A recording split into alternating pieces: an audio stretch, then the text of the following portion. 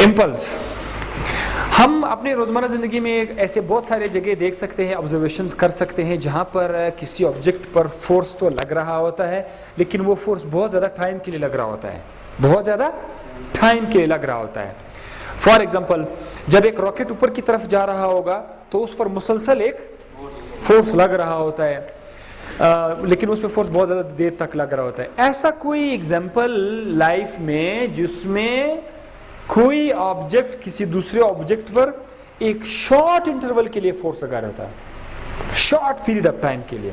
Example क्या है? Ball and bat. अब देखिए, एक बॉल जब बैट के साथ हिट होता है तो उस वक्त बहुत ही कम टाइम लगता है। ऐसा तो नहीं है बैट्समैन खड़ा है, बॉल आया और बॉल बैट के साथ चिपक गया, फिर 1 मिनट के बाद बॉल बैट छोड़कर चला गया, ऐसा तो नहीं है ना।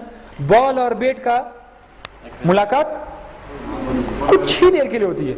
सो उस ऐसे केस में जो फोर्स होगा उस फोर्स का नाम होगा impulse. So what is impulse?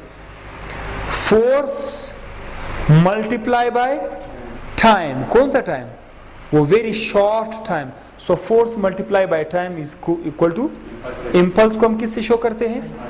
आई से शो करते हैं, ठीक है, आई से। ओके, सो ये जो इम्पल्स है इसका एक थोड़ा सा रिलेशन हम आपको मोमेंटम से कराते हैं। इम्पल्स का रिलेशन आपको मोमेंटम से कराते हैं। वो कैसे? अगर आपने फार्मूला देखा हो, ये किस चीज का फार्मूला है?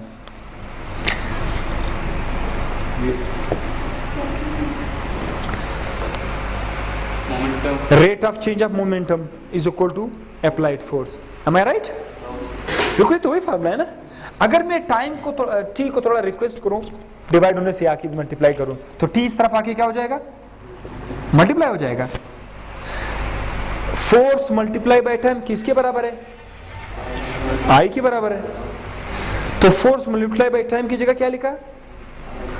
Impulse is equal to mvf minus mvi। तो इम्पल्स को कैसे डिफाइन करेंगे? Change in momentum is also called rate. नहीं बोले क्यों? क्योंकि वो तो टाइम नीचे नहीं है ना। सो हम क्या बोलेंगे? Change in momentum is also called impulse. Impulse का पहला फॉर्मूला क्या है? Force multiply by time. दूसरा फॉर्मूला क्या है? Change in momentum.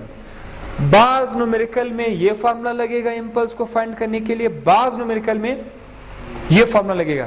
अब आप सोचोगे कौन सा फॉर्मूला किस न्यूमेरिकल में लगेगा? निशानी में देता हूं।